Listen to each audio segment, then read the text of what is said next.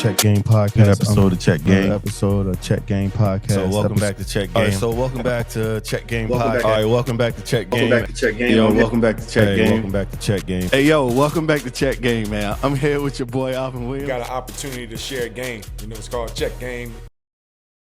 Welcome back to Check Game Podcast.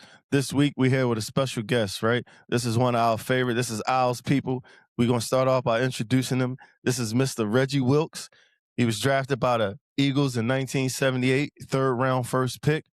He a finance guy. He right now currently is with Janney Montgomery Scott, now owned by KKR Private Equity, the oldest firm in America. And he here today to talk a little bit of finance and to give us a little understanding on how wealth, managing money, and how things goes with high-end athletes.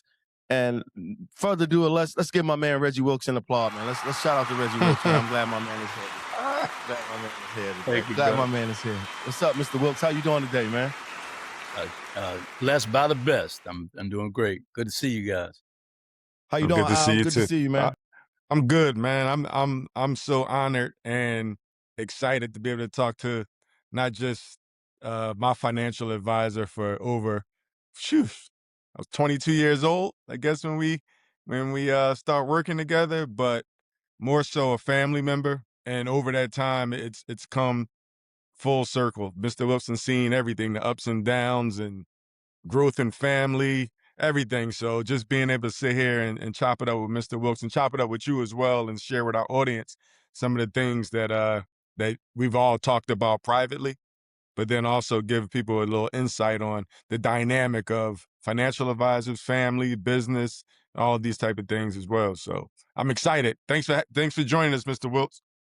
It's my pleasure, Al. I still call you Mr. Wilkes, just like when I was 22 years old. I appreciate that, Al. But a pleasure being with you. You know that. No, for sure. But Hey, how you want Mr. to Wilkes, start, Pat? I mean, it's just a pleasure having him on. I was introduced to him through you. You know, you told me that was your guy, and that relationship came down to me because of you. Mr. Wilkes, I'm glad you're here today. I wanted to ask you about finances when somebody like Alvin or a high-end athlete makes money and they want to look out for their guys, whether it's the best decision or not. What would you advise on that? What would the investment be if I made per se $20 million and I got 5 friends that I want to do something for? What would you advise me to do for this group of guys? Well, let me just say, first of all, that the industry in and of itself has evolved over time. And a lot of things that I began doing in my initial career at Merrill Lynch, now I'm a senior vice president at Janney Montgomery Scott, has evolved over time because of one thing. I see several things. One is the money has just exploded.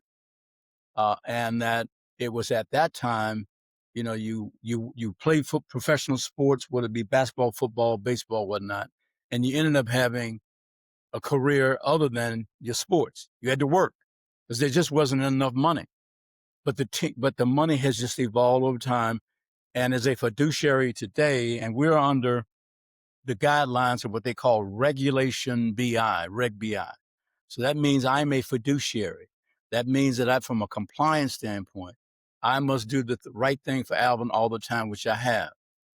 And to your point, to your question, what would I advise a client like Al today? And that is, first of all, I need to have a conversation with Alvin. We will determine what his needs and objectives are, his time horizon, his risk tolerance. And then we match what the needs are with the appropriate investments. But I can tell you, it's just not me, it's a team. It involves not only Al, his family, it involves me as a wealth advisor, there's a tax advisor, there's an attorney, and the one thing that we do have to do in this day and age is we have to do planning, we call it financial planning. So nothing is invested until that occurs. We have to have a plan of action, just like similar to a game plan Al used all his career and I did in football. Before there's any conversation about investments, I talked to him about three things: liquidity, diversity, quality. I talked to them about, think about the end at the beginning. So we talk about budgeting. We talk about lifestyle management. It's just a whole host of things we do prior to investing money. It's very important. It's funny, Mr. Wilson. Fats and I, we have conversations about and we're going to go backwards because we jumped right into the thick of things. We talk about the responsibility once you become on a certain level financially. Yeah, and you have responsibilities. Some are different than others. For my situation, I didn't have much of a responsibility to take care of a lot of people from a financial standpoint. My family is real tight knit and everything like that. And there's some things, and you advised me on how to do certain things in a responsible way, that it always lend back to what's the long-term goal and what's the end result when this is all said and done, because basketball and these checks are going to stop at some point. So we go back into the conversation, like, how do you immediately take care of people?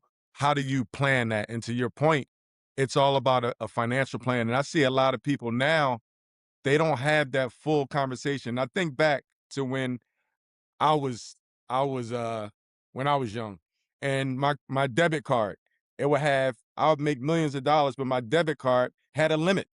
I couldn't take more than $500 out a day. And remember that's how disciplined, and that's how, I say strict, but that's how disciplined you were with the planning piece. This is the plan for long term. So I can go to an ATM machine, Philadelphia, the Mac machine, and I can't get more than $500 out a day. But you might have somebody asking, "Hey man, let me get 500. I know you're making this much." I don't have it. I don't have it. And although you had access to the liquidity, but the hard cash right there wasn't always there, but it was available to you. And a lot of people didn't understand that. Can you explain that mindset, or not that strategy, or that way we went about certain things like that, where people were really like, "Man, you got $700, man. I can't get it. I can't get it to you right now, man, because things are invested, whether it's the stock market, whether it's other type of things that it's tied up in." Yeah, Al, to your point, just because you're a high income earner doesn't mean you're wealthy. Just because you make a lot of money doesn't mean that. You become wealthy when you have, again, I'll repeat it. I'll keep repeating it. When you have a plan and you're looking out to 5, 10, 15, 20, 30 years from now, today.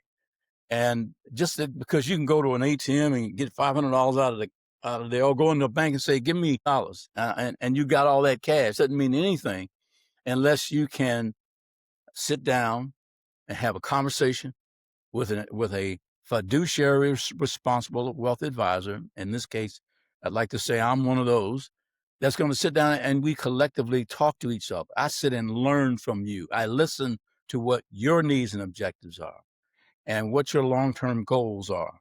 And then we lay out a plan of action, a financial plan. And that plan is going to tell us, if you make $1 million, and of course, let's talk about taxes, and your first check is $600,000 from that million. And the first question you're going to ask, what happened to my money? Well, you had taxes to pay. That's one. Then you get the net 600. And if you spend 500,000 of the 600, you only got 100 left. So how do you then take that 600, carve out a budget where you can spend for your monthly expenses, and then save enough money such that you can grow those assets where you can become wealthy? As an example, you can then say, we'll sit there after you have a plan of action. We talk about investments, and we look at a diverse portfolio of investments to try to grow it. And we talk about the rule of 72 all the time. So we're trying to generate 10% per year. So we do 10% a year on that, and let you spend 100 and you save $500,000. You're going to double that $500,000, that end product number. If you make 10% a year, you're going to double it every 7.2 years. That's what that rule of 72 means. 10 divided into 72 is 7.2. So if you're generating 20%, then you're going to double your money in half that time. Those are the kinds of conversations we'll have. But the important thing is to sit and have the conversation. What do you want to do with this money? Because it's not going to last. You got to Al's point, you got family. Al has children. Madison, Reese, little Al third. They got to go to college. You have to help the next generation. So there's money coming off the table right there. You got to set up Al's 529 plans for college.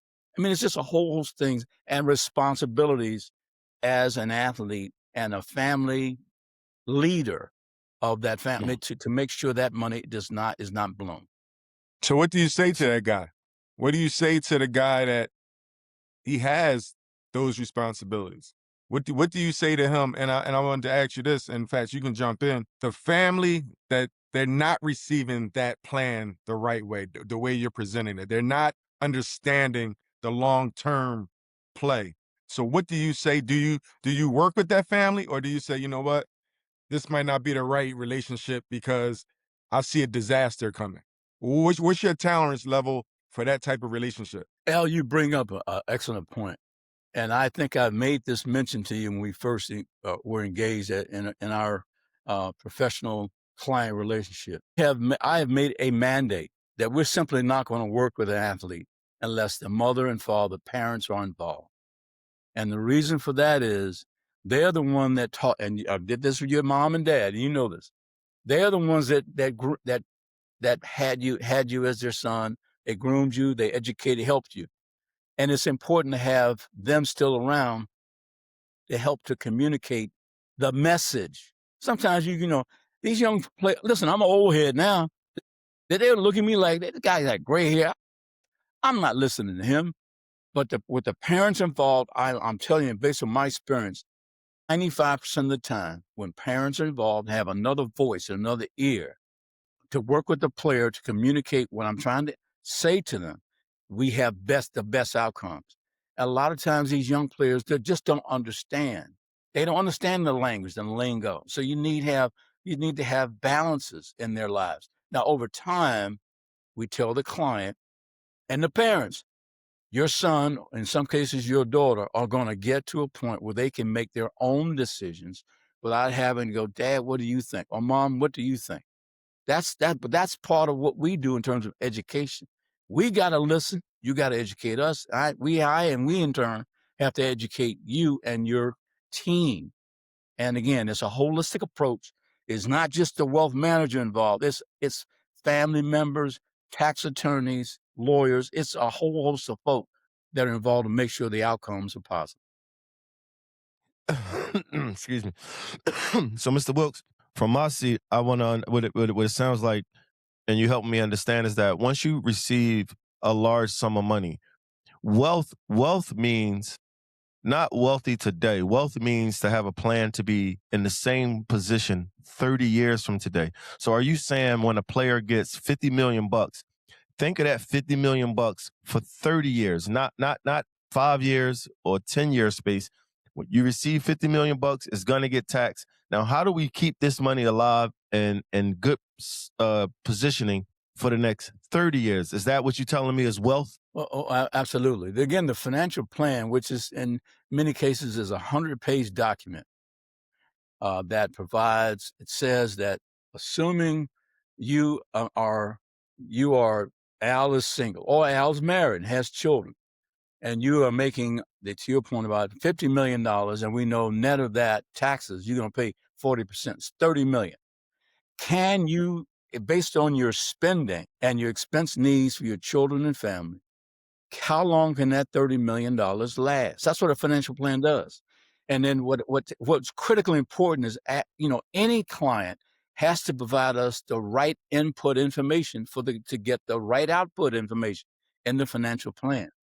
So the plan, it typically, in this case, if all agree and we can live within our means, not live like we're made half 50 million, but live like we only made $250,000 a year, and see how long that money lasts.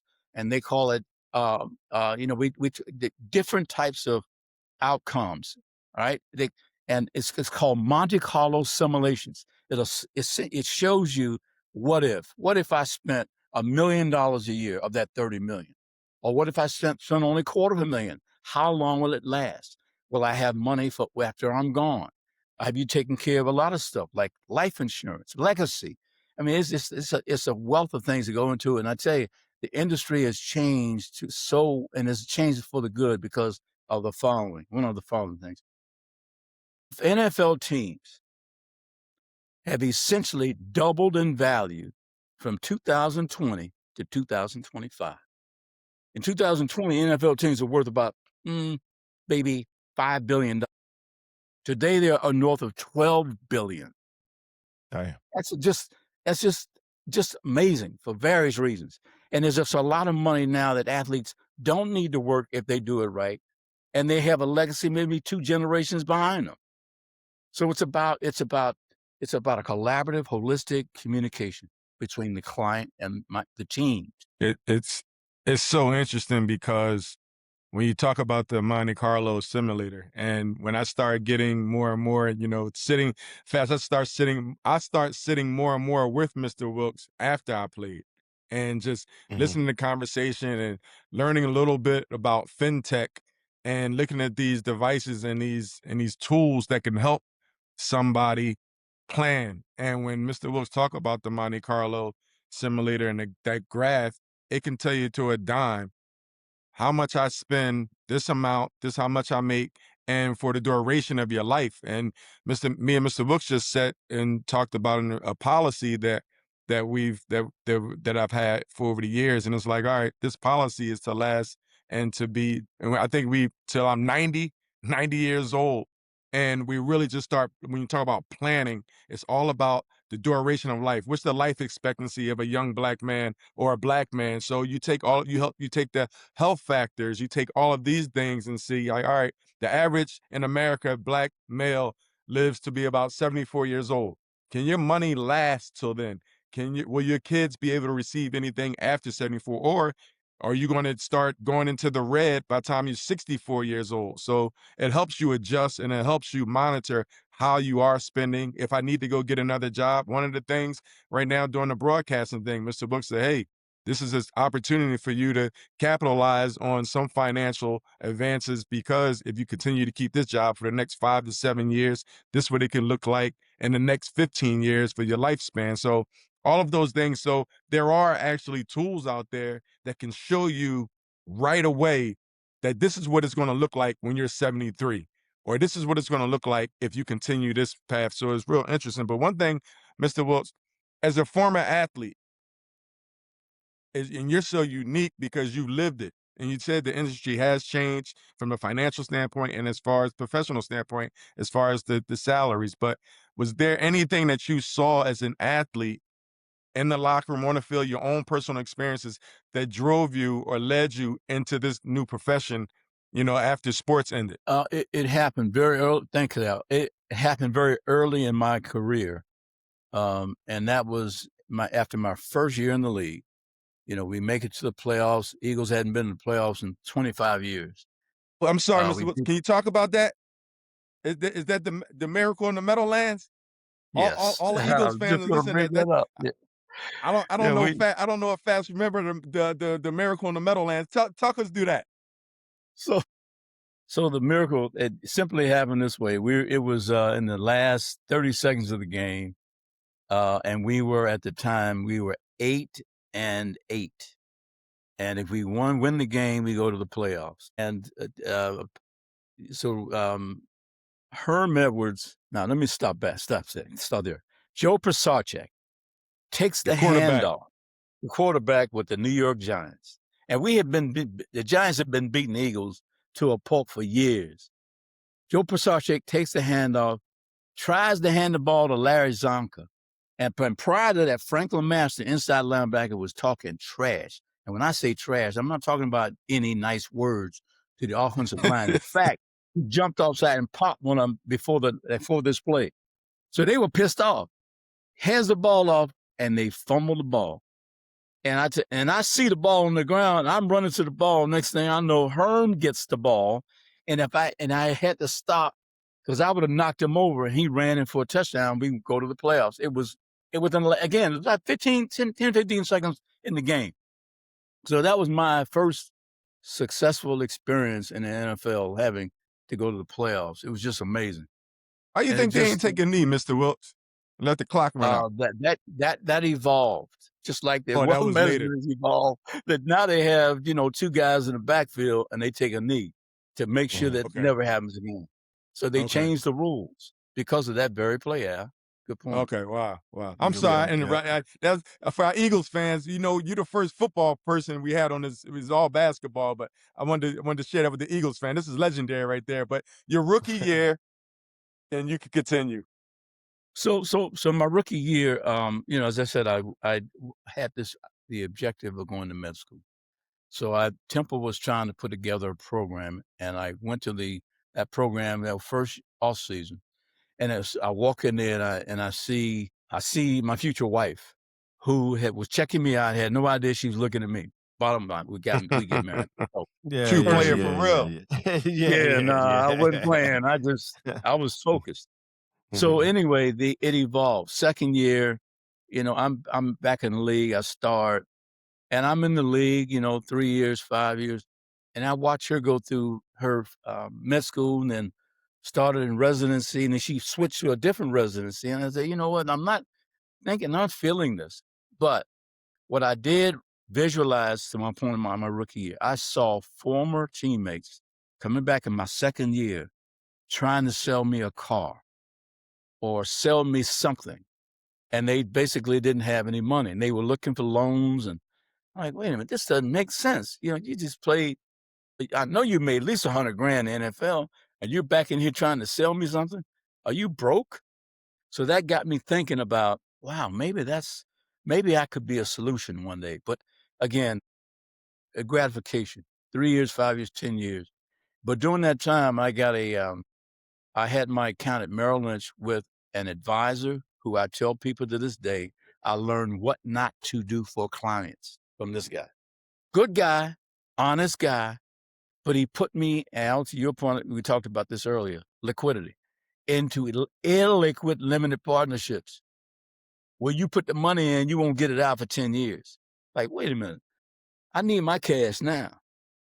So I learned a lesson. But I just decided that I wanted to be part of the solution, and I wanted to go into finance. And Merrill, to their credit, gave me an opportunity. As soon as I retired, they paid me. I don't know if I want to tell them tonight. They paid me a nice salary that was 80% of what I was making as an NFL player for my first 2 years, because I guess they saw potential. But I was lucky, guys, and I'll end it with my first year in Merrill. There weren't many people of color in the industry, so a lot of centers of influence in the community, like Dr. Ruth Hare, like Connie Clayton, like Mayor Wilson Good, like James White, who was the managing director, like James Wade Cablevision, like Dr. Walter Lomax, who was huge in healthcare. My first year at Merrill, I had $25 million under management. That was unheard of for a rookie. And there were clients that came over me because they were with other white advisors. And in fact, I remember one getting pissed off when Dr. Hare transferred an account to me. Last story I'll tell you. This is a very short, important story. It's funny. Dr. That Ruth story, Hare. keep them coming. Constance Clayton, that was the This is a very supervisor. interesting story. Wasn't she the supervisor, Mr. Wilkes? What's Dr. that now? Constance Clayton? Dr. Constance Yes. Clayton, wasn't she the supervisor of Philadelphia Public Schools? She was the head of the Philadelphia School Board, the board of directors of school district. Yeah. Okay, yeah. I remember when I was in elementary. Yep. Yep. So she asked me, real quick story. She asked me to come by her apartment and pick up a package. I go to her apartment. Back then I was about 20 pounds heavier. And she said, I want you to take this package. And she had it all sealed up, big old yellow envelope. Take the thing. I walk back to the office like 5-6 blocks.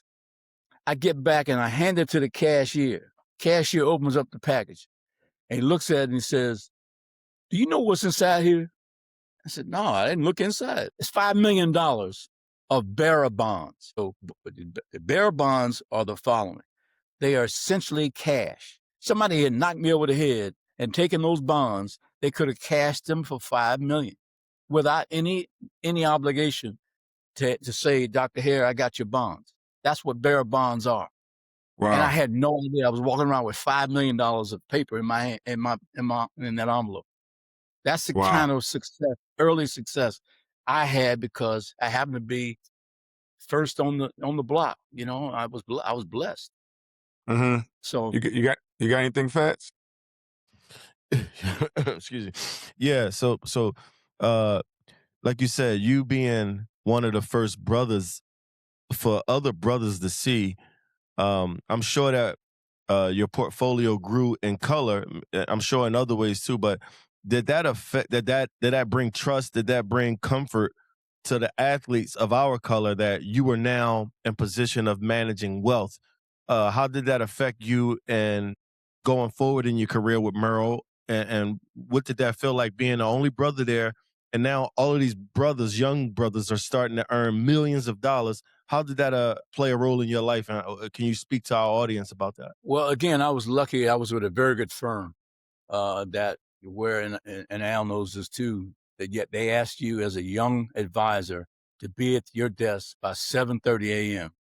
Oftentimes I was there at 6:30, and you can't leave until 5.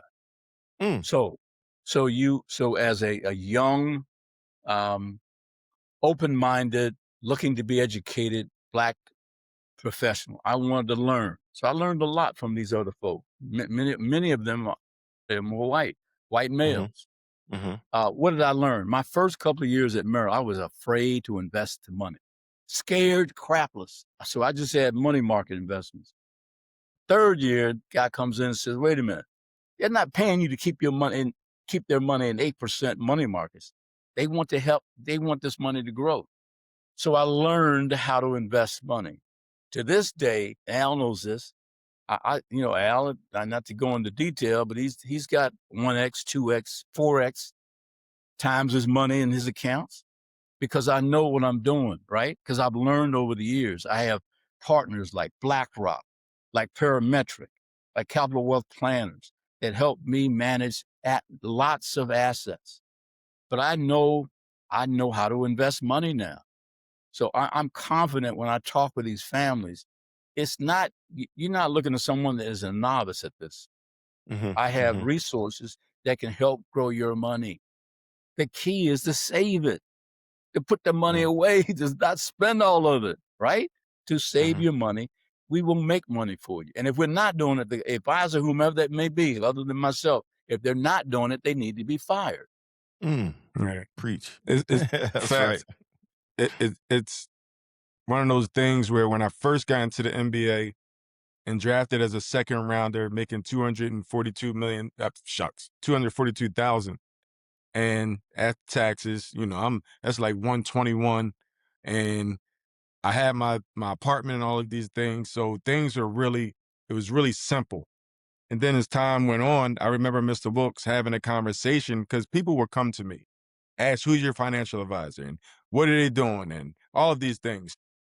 Building a trust. My dad, again, always comes up. He introduced me to Mr. Wilkes. I saw Mr. Wilkes before I knew he was the football player. My dad, he was playing basketball. He was playing basketball. He used to play basketball with my dad. My dad's like, "That's Reggie Wilkes." I was like, "There's no way that man is Reggie Wilkes," because I'm looking at the big shoulder pads and all this stuff. He wasn't as Mm-hmm. big. So Mm-hmm. fast forward, I graduate from college and I have a meeting with Mr. Wilkes and becomes my financial advisor. But one thing Mr. Wilkes starts saying as my career progressed and contracts got a little bigger, you already have money.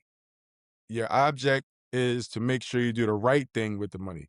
Don't try to continue to make money through crazy investments and things like that. We're going to manage this and we're going to put you we're going to put your investments that's responsible.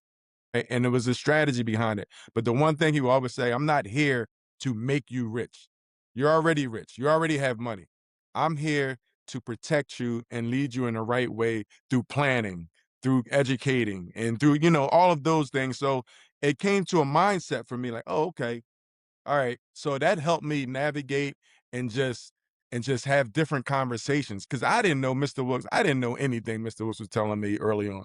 I didn't know nothing about a portfolio. I didn't know anything about investments. I didn't know nothing about the stock market. I'm 22 years old. Only thing I ever got was $40 every 2 weeks from my pop for allowance. And then he would give me that on Thursday and then take it on Monday. Hey man, you got $40 I can buy. I said, damn, I got it. You just gave it to me. So that's the only thing I had. But it was really interesting because I would have to have those conversations. I would have to, and I really didn't know. So I'm sitting here like a person that probably sensitive to people in this position, that somebody that really can't read. I don't know what Mr. Wilkes is telling me. I'm just listening to the conversation, listen to other conversation, and see what makes sense and see what stays consistent. So now I'm okay. Oh, okay. I heard that before. But one thing, Mhm. Mr. Wilkes, I will say this, and I'll take a pause with this. Did you ever consider, or did you ever realize the importance and the type of pillar you are in families? As somebody that is probably the first time somebody really trusts you, as somebody, there's a huge responsibility. Do you take on the responsibility more than just a financial advisor and more of a parent, a father figure, a mentor, an educator? Because to me, you are all those things. And I'm very careful of saying somebody was a father figure to me because I had the strongest father. I'm parent figure. I have my strongest mother, but you've always played that role with me and for me as a father figure, as a parent, so to speak. Do you consider that, or do you realize that's a responsibility that you take on when you take these young families and young men and women that are new to this game? Oh, absolutely. That's one of the enjoyments of life that I have, to be involved as much as needed now. Because you got to be careful about trying to be a father figure to a young man, or in some cases, young woman who has a father. But to your point, I learned from your dad. I learned Mm, how to be a mm, better mm, father. mm. That's why I enjoyed Fats going over to Al's house and having dinner with his mom and dad and Mhm, getting her fried mhm, chicken, right? mhm, Think about it. mhm, But as Al pointed out, yeah, that's part of the enjoyment that I have. I learned that from my grandfather, who was a bishop in the AME mhm, church. He was that. I watched him, and I would just marvel at how he dealt with people and how respectful he was of people as a minister and as a father figure. And that's something that I just take pride in. And that's not necessarily something that is fake or phony from my perspective, because I learned by being that way. I learned mhm, things, mhm. learn the likes and dislikes. And we talk about this all the time. Think about the end of the beginning. You never know when that day is going to come. And I tell you what, I want to make sure that when that day comes, somebody's down here still saying, you know what, that dude wasn't bad at all. He's a good guy. That's kind Mhm, of the point of it. And having the mhm. ability to work with families is a blessing. So it goes both ways, in my opinion. But thank you, Al, for your comments, and I feel the same way. Of course. Well, Mr. Wilkes, I'll share with me that something to do with your family about Martin Luther King's eulogy. Did Oh Martin Luther yeah, King, your grandfather, your great grandfather eulogy? my grandfather was Bishop William R. Wilkes. Was in the AME. So my grandfather and Martin Luther King Jr.'s father, senior, Martin Luther King Sr., were best friends. So when ML King was killed, it was my grandfather who did the benediction at his funeral. And Al, I've got the program. I've got copies of it on my desk in my office, indicating as such. But they were that, ML King's brother and my dad were good friends. I mean, we just got family. Listen, my family, the Wilkes family back then was like in Atlanta, just, narrowly was a fairly well-known name there. Not as big as the Kings, obviously, but they were all like, the Nancy Hill's dad, who was a banker, ML King, minister, Bishop Wilkes, minister. He was the leader of the AME Church in Georgia. So it was, it was just I learned a lot. I learned a lot from all of them. It was just, I think my blessings continue to this day because of that. Yeah, I urge all young people, all potential people that are working with financial advisors or somebody close, you do a deep dive into the personality, into the character, and to the background of who you're working with. Because again, with not being heavily educated in that space, you got to rely a lot on trust. Sometimes that trust comes from who introduced you to that person, and trust comes over time. But just realizing Mr. Wilkes' background, his faith, his family, and getting a chance to watch Mr. Wilkes grow. And I was introduced to Mr. Wilkes not only by my dad, but Rasheed Wallace. He was out of our crew. He was the first one to go NBA, where Rasheed would go, then myself, then Cat would follow, and then a handful of others from that Philadelphia area. But it was always got a chance to see who Mr. Wilkes was. And it was an easy transition. It was an easy decision because this is a great man. And I would urge people to really do a deep dive, because sometimes when you start making money and you start getting notoriety, everybody comes out the woodworks. And you got to pick and choose, and it becomes confusing. Like I said, there's so many people throughout my life that came to me outside. Well, you got Reggie Wilkes. What is he doing for you? Or we can do this, and da-da-da-da. And it's like, hey, whoa, slow down. But Mr. Woods, the one thing also I would say, why do you think in the household talking finances is so sensitive, secretive? I found that in my household, not talking much about it, not really having that type of conversation, whether it's at the dinner table or somebody pulling you aside, even in the locker rooms that you've been a part of as well. There's not a lot of, we talk everything else. But it's rarely you have a conversation with all that money, all those contracts, and all that resources in a locker room that we really collaborate and have a conversation as a group or sometimes individually. It was rare to have those type of conversations. And I think pretty much because it's really private and it's a sacred type of topic that people really don't address. Why do you think that is? I think over time, the mantra of silence and not having an open discussion in front of all family members about finance, that has evolved as well. And it for me at least, because we are at this point differently, probably as you came through, Al. We're talking and engaging other family members. As an example, just one, a professional athlete from the Philly area has, not only is he a client, but his brother, his sisters, his mother. And the reason why we've evolved, because they need to be educated too, in my opinion now, that this is the kind of money that he's making. This is the kind of assets you have. We can help grow your assets too, just like we're doing for him, if you listen, if you plan. And it helps with those discussions they may have, one part and parcel for me. So it has evolved. In the industry, there should be more communication to help educate family members to the fact that this money is not going to last forever. The other thing I would say to you, Al, and you know this, my team has changed. I've learned that I can't do it all by myself. That's why I have 2 CFPs on my staff now, 2 certified financial planners that do financial plans as part of my team offerings and service model. And the reason I do that, because right now, and I mentioned this at the very outset of our communication today, there's a new rule called Regulation BI, Reg BI. That is a defining document, a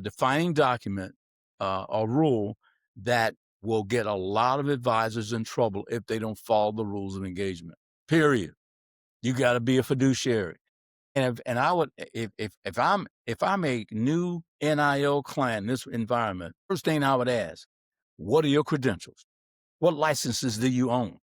Because half these guys are out there saying they're in sports management.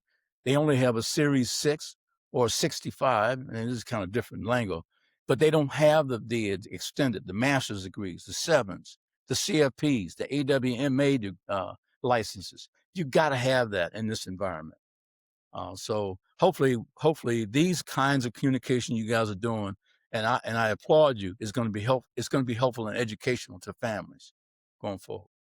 Well, Mr. Wilkes, I'm from the hood. When you say fiduciary, could you make sure my community understand what that lingo means when you say you have a fiduciary responsibility to the client? Can you explain that to my audience, please? Essentially and very simply, it is you always going to do what's in the right thing and the right thing for your clients, always in the best way you possibly can. What's in the best interest? That's why you call it Reg BI, best interest. What's in the best interest of your client? As an example, and Al knows this. We had this discussion. Al had, if you don't mind, had a certain asset that was in an IRA account that was not within Janney Montgomery Scott. We had a responsibility to say, Al, you can leave that there. We are not forcing you to transfer that into your rollover account with us, and understand these are the positives and negatives of leaving it there versus moving over here. And we have to document that. And a lot of guys will say, "I'll just roll it in. Don't worry about that." No, that is not how the rule states. The rule says you have to explain to your clients both scenarios, and they need to make the final decision. That's the bottom line. And you have to provide them options. And the options may be positive, more positive here versus more positive there. What's in the best interest, not of the advisor, but the client. That's what Reg BI is all about, very simply. Okay, one more, Al, before we go any further. Mr. Wilkes, somebody like me or somebody from the streets, or, where do they start? Or what's your advice of like a strategy to save, or where does someone financial money have to be before they make a call to Reggie Wilkes? If I got 50,000 set to the side, or let's just go even lower, if I'm I got 20,000 cash set to the side. At what point do I say, well, let me call Mr. Wilkes and see if he can help me manage this money? At what point does a person can qualify or take advice from somebody like you? I feel like you don't have to be a millionaire to contact Mr. Wilkes, but you can give me a better understanding of how those things work. That's a very good question, and I'll answer it this way.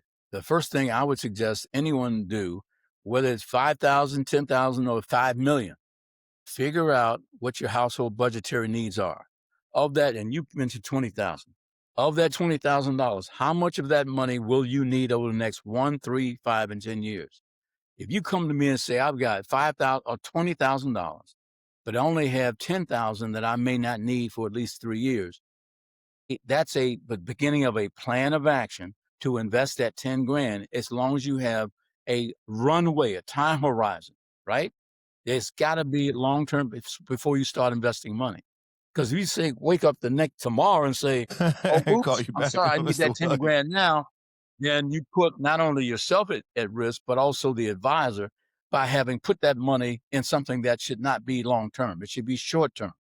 That's why I said when we first started out now, liquidity, diversity, quality, right? What your risk tolerance is, what your time horizon is, are very important. That's kind of, and your goals and objectives, time horizon, risk tolerance, 3 very important things. And time horizon is probably number 1. So if you got the time, if you can say, you give me 3 years to make, with that 10,000 or 5,000, I can make you money. And I'll say it this way, there's no guarantee of that the market is going to continue to do what it's doing now. But I do know this, based on history, that if you give me any 3, 5, 10, 15, 20-year period, the stock market has outperformed any other potential investments out there, perhaps except for some private equity deals. But I know I can make you money. But that time horizon is critical. All right. That's game, right? It goes back to Fats and I, one of our episodes. We talked about the immediate need to the long-term goal. And, Fats, we talked about different environments and different makeups and different mindsets where people need it right now. You get the money, and we talked about like the children, the young men and women today in these NIL deals that you touched on. And it's like trying to get through to somebody that there is a long-term play. And the long-term play is valuable. And really it's a mindset. And just trying to get people or young people to understand that mindset. I get it that you're from this area, this situation, this is your upbringing. But I think if you can adjust the mindset, then you won't really continue those cycles. You won't really continue the cycles. Yeah, you are where you are, you're from where you're from. But there's also a mindset that lends to the fact that if I can understand that this 10,000 today can get me 30,000 in the next 3 years or 4 or 5 years, then that's something that's very valuable. Now you got to figure out the other side where I can still live day to day, live day to day. But it's a mindset that's the toughest challenge, and it's the toughest challenge for anybody when you don't have a true understanding or you have a different circumstance. But I've always tried to talk to the young people, no matter what it is, it's a long-term play. Think long-term. Think about tomorrow. Think about 2 or 3 days after that. And I get the reality of it, but it's also the reality is when you want to sustain some type of wealth or advancement, you have to start playing that long game as well. And if I could just add real quick, one of the prime examples of how I go about educating clients and making recommendations is the following. And Al knows this; he's had it for many years. I use one company as a primary example of if you give me the utilizing long-term vision, right? Long runway, you can make money. And the company's name is Berkshire Hathaway. Right, Al? Warren Buffett. And this is all documented. Had you invested $1,000 in his Berkshire Hathaway stock in 1965, that $1,000 would be worth $20 million today. That's why they call him the Wizard of Omaha. He just retired, by the way. He's still going to be a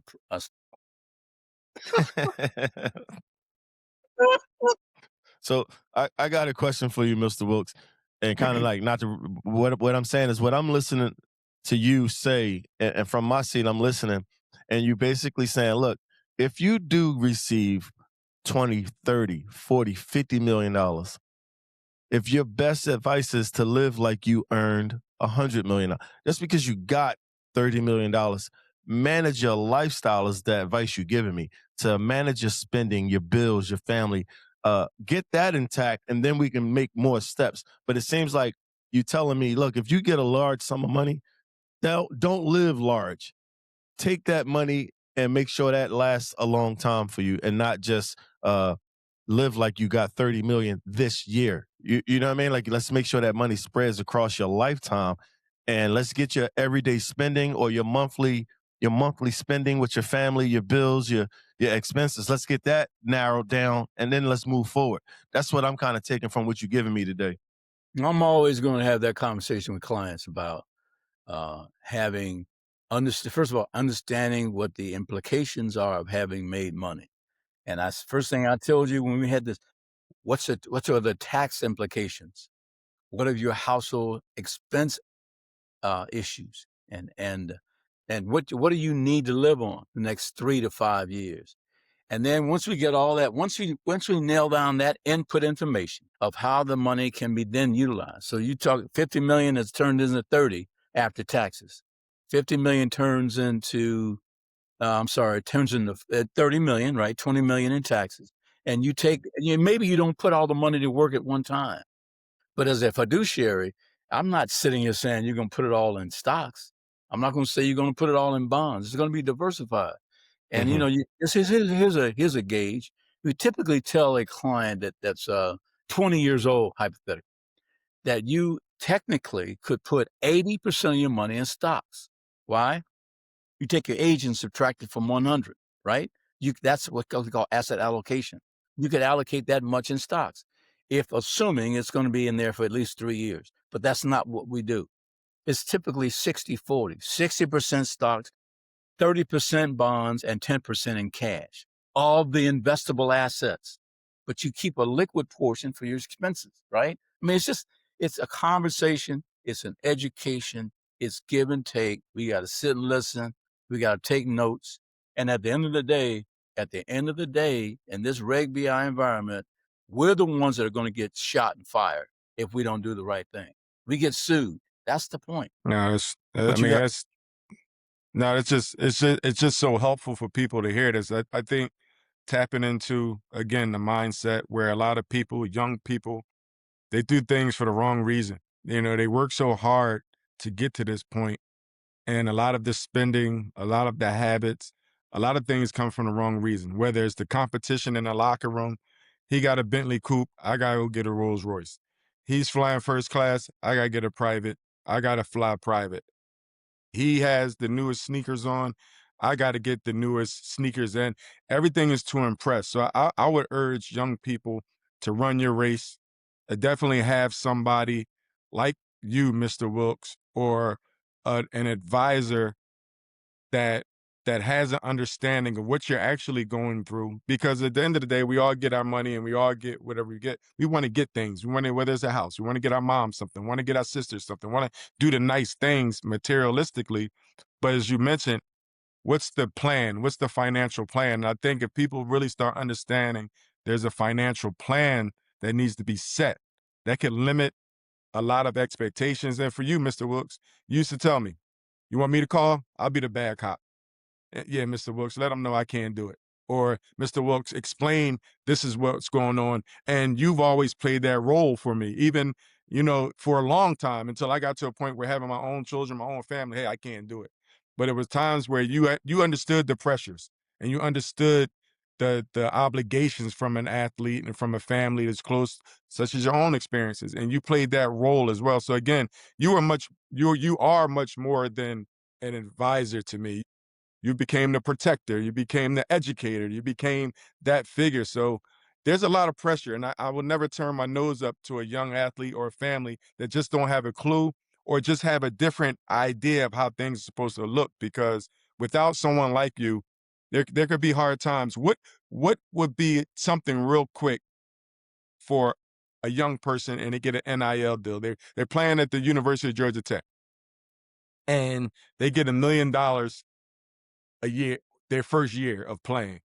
What is something, and you've been over it, you've talked about, what is something, what advice would you give the next linebacker, the next Reggie Wilkes that came out of Georgia Tech, and how to move forward with that $1 million? Thanks, Al. And thank you for being a product of my efforts, our efforts over the years. And I am so proud of what you've done, Al, and what you're doing. In regards to that NIL question, of course, in my opinion, these are great times for athletes that have the potential to play at the pro level through NIL. And the reason I say that is it's a good time to learn how to manage your lifestyle and your money, right? You got $1 million, you're going to end up with $600,000 after taxes, 40%. And of that $600,000, let's figure out a way for that money to last beyond your college days. Maybe that's the only amount of money you're going to get. Maybe you don't play pro ball. And perhaps you look at it from this perspective. You take 10% of that 600,000, which is 60 grand. And maybe that's a ballpark as to how much you potentially could spend. Because if we can get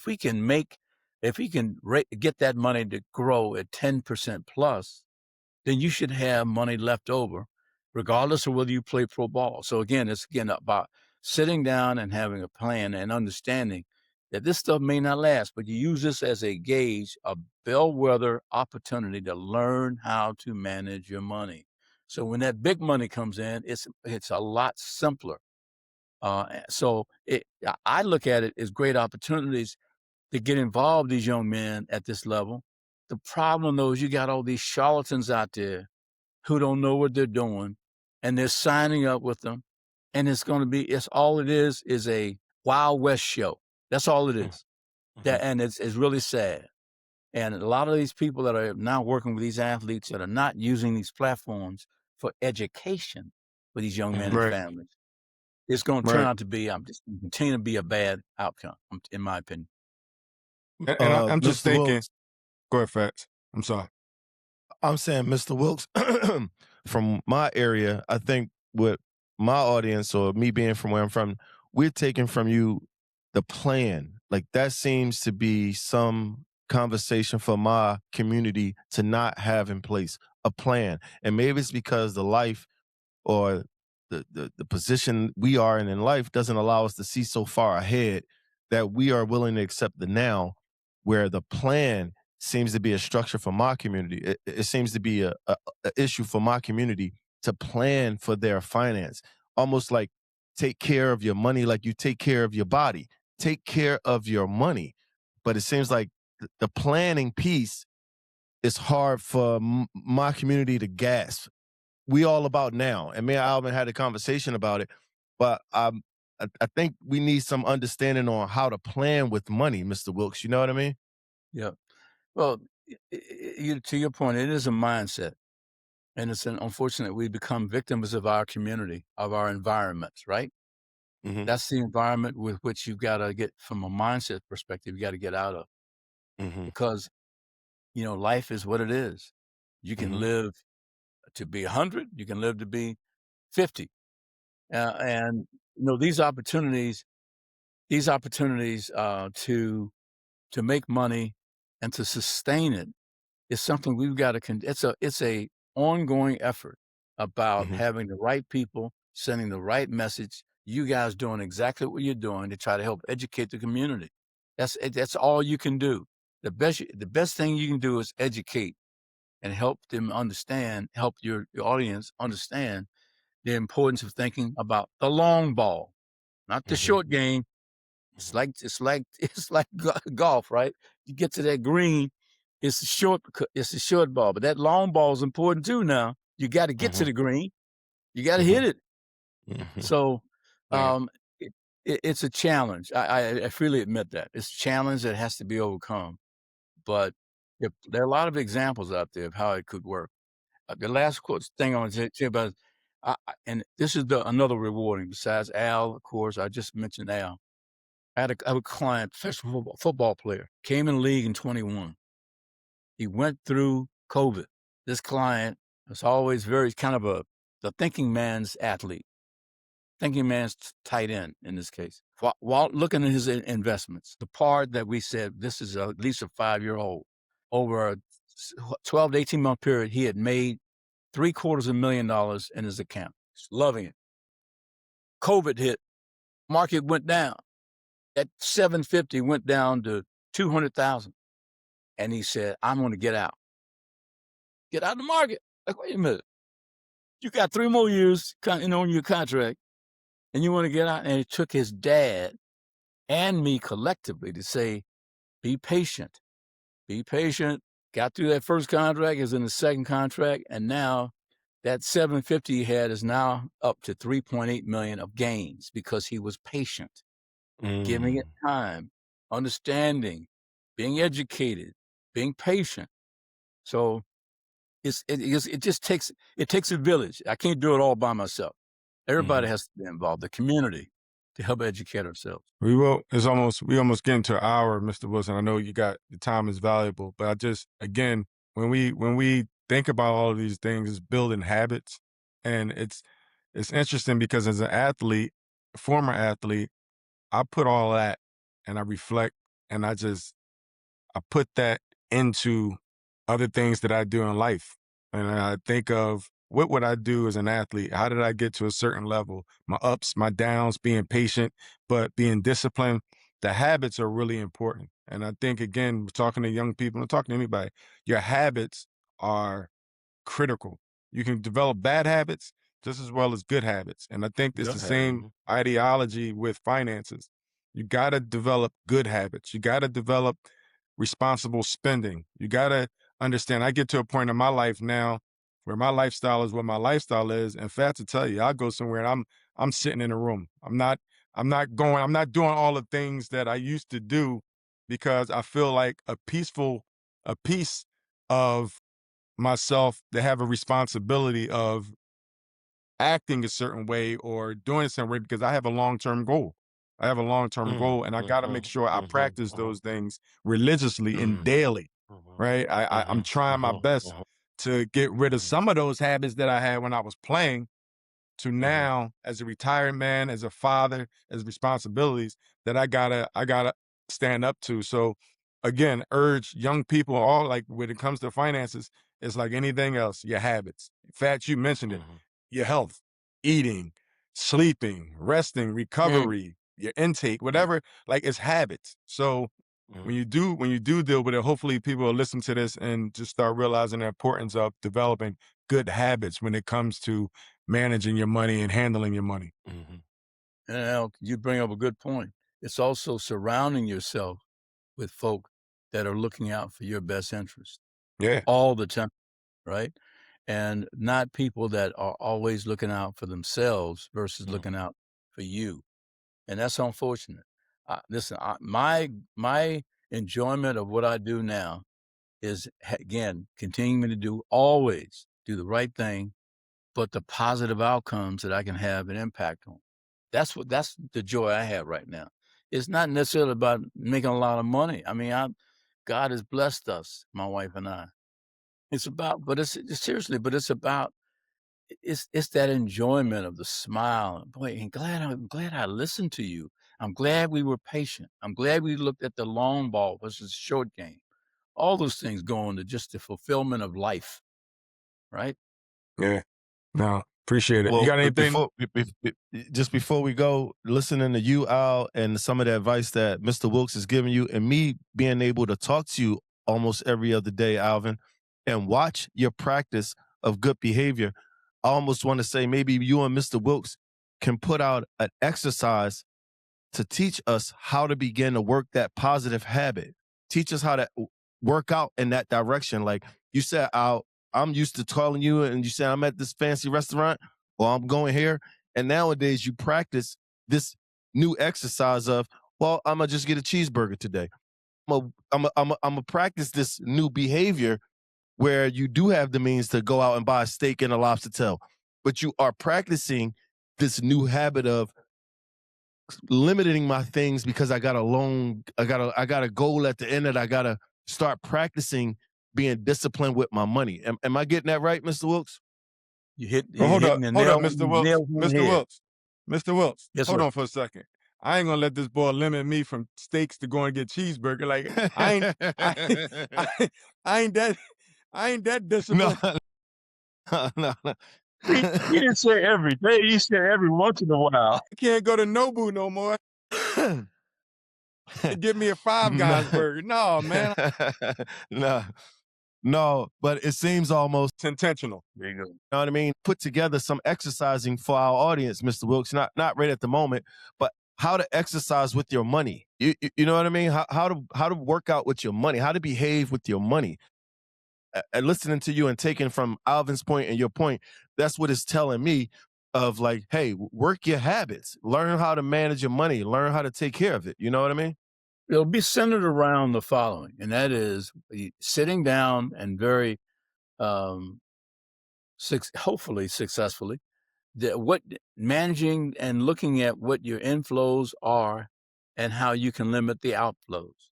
What are your daily, weekly, monthly, quarterly, annual inflows look like? And what are your outflows? The thing you can control is the outflows. Sometimes you can't control the inflows. You're on a salary. That salary is set. The outflows is going to be important. And that way you can then figure out how much can I actually save. Once you figure out how much you can save, well, then how much can I invest? That's kind of the simplest way to put it. It's all about inflow. All right. And I'll tell you, and last thing, it's hard as hell. When you start really sitting down and start the psychology, That's right. the outflows, and you start looking at, because now you got, damn, I'm spending this much. It's like you got a closet full of old clothes and you don't want to throw anything away. You want to hold on to the habits. You want to hold on to the lifestyle. But some things you got to let go, or some things you got to adjust. Sometimes, you know what? I ain't going to get a whole new suit. I'm going to get this big ass suit from the 90s and take it in a little bit. And you know what I mean? It might be a 4-button suit, but I can get these pleats taken. Like, you know, you got to make adjustments. So those outflows into the audience is not sitting here like I'm the king of finance, and because I done made my mistakes. I done made a lot of things. I done spent things on dumb stuff. But I know the hard thing with Mr. Wilkes. Hey, Al, let's go through the house budget. Let's go look at it. Man, you still got cable TV? You not doing streaming yet? That's an extra $300 that's coming out your budget right now, because you over here got cable television and everybody else streaming or whatever the process is. So it's like, okay, like, yeah, you got to make sure you pay attention to that. But it's challenging because you got to cutting off old habits is one of the hardest thing, especially the older you get. So it is a challenge. But to your point, I love your idea, Fats. Exercising it. It's a challenge to run suicides the first time you do it. But you do it 3, 4, or 5 times, a suicide is nothing, or a 17, or your jump shot. Like, all of those things play a part. So I love that. And that is something that we can definitely tie into, because I think our audience, will really appreciate it. And I know I definitely would. Well, Mr. Wilkes, us here at Check Game, we really appreciate you coming through. I know you and Al got a great relationship over the years. I was introduced to you from Al as a young man, and I had nothing but love and respect for you. You always show me love and respect, and you would advise Al to take care of me too. So I got love for you, man. Thank you for stopping in at Check Game and giving our audience a take on finance, and also giving us a lesson on how to take care of our money, how to exercise with the money, watch our habits of spending. I like that you said watch the outflow and the inflow. Watch what's going out, watch what's coming in. So you gave me some game today, and I just wanted to say thank you, man. And I appreciate you coming through today for sure, man. What you got, Al? Much love. Thank you. I mean, Mr. Wilkes, sorry, I sit in that office too much. I come in this office, they looking at me like, who's this guy coming in here looking like a bum? I'm just sitting there, just sitting around, but I'm welcome. But again, I can't express it. And it's such, again, finance is so sensitive, especially when, me as a young man, and even to today, it's still a lot that I have to learn, but not having confidence in something and then you having to deal with it every day. It's like, Fats, when you came to go see me play in Cleveland and my confidence was shot. I had a fast break. I didn't even want the fast break layup because I was scared I was going to miss a layup. But it's so challenging to get into a world where you don't have confidence, and then how to build that confidence. But Mr. Wilkes, you helped me grow that confidence by being patient with me, articulating the industry in ways where only I could understand. You broke it down to me, and you made me feel worth. You made me feel like I was worth something, even though I didn't really understand what was going on. Yeah, I could be this over this on basketball, but it's a whole nother world that I'm just a novice to. And you made me feel really good. You made me feel empowered, as well as my family. I come in an office sometimes and my dad will be sitting there, and my sisters will call you. Like all of those things that you've done, I can't sit there and say another financial advisor has do those type of things. So again, much more than an advisor, you're much more than that, and I wanted to express that to you. Al, I appreciate that. Much love back at you, and I can tell you this. Well, this is a fact. The rewards I've had from our relationship over the years is immeasurable. The rewards in life from my relationship with you is immeasurable. So thank you. All right. Thanks for Again, thank you, joining us, Mr. man. Wilkes. Yeah. Thanks, Mr. Wilkes. Good seeing you, man. Talk to you Good to soon, see you Mr. guys. Wilkes. All All right, right. mad Peace and love, blood to you. mad love, mad love. Yes, sir. Much love. Take care now.